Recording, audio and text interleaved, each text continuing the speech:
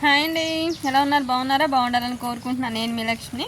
యాక్చువల్గా ఇప్పటి వరకు నేను మీకు వీడియోస్లో ఏ ముగ్గులు అయితే చూపించలేదు. ఈరోజు ఫస్ట్ టైం. లాస్ట్ ఇయర్ అయితే చాలా ముగ్గులు చూపించేస్తాయి. ఇప్పటికే ఆల్మోస్ట్ పండగ దగ్గరలోకి వచ్చేసింది, 10 రోజుల్లోకి. ఇప్పటి వరకు ముగ్గులు చూపించలేదు కాబట్టి ఈరోజు దారం వెళ్తూ ముగ్గుల వరకు మీకు చూపిద్దామని అయితే డిసైడ్ అయ్యాను. చూడండి ఒకసారి ఎంత బాగున్నాయో. రంగవల్లులు కదా, రంగులుగా ఎలా వేసారో చూసుకుంటూ వెళ్దాం. 2-3 ముగ్గులు మిస్ అయిన తర్వాత గుర్తొచ్చింది, అసలు లాస్ట్ ఇయర్ వీడియోస్లో చాలా పెట్టాను. బట్ ఏంటి అసలు ముగ్గులు పెట్టలేదు, ఎవరికి చూపించలేదు. ముగ్గులు కూడా నువ్వు చూపించాలా అనుకోబాకండి. జస్ట్ క్యాజువల్గా వీడియోస్ చేస్తాం, ప్రతిదీ పెడతాం కాబట్టి అట్లానే ఇది కూడా ఎలా చూపించటం. పిల్లలైతే స్కూల్కి రెడీ అయ్యి వెళ్తున్నారు. ఇక్కడ పిల్లలు అందరూ 2026 అని ముగ్గులు అయితే ఇలా పెట్టుకున్నారు. రంగవల్లులు ఎవరికి వచ్చినట్టు వాళ్ళు అయితే చాలా మంచిగా అయితే వేసుకుంటూ ఉన్నారు. ఎస్ విలేజ్ 97.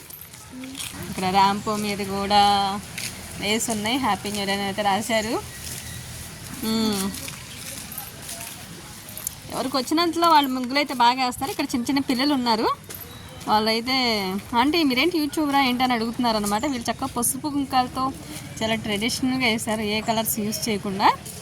లుకింగ్ నైస్, చాలా అద్భుతంగా ఉంది.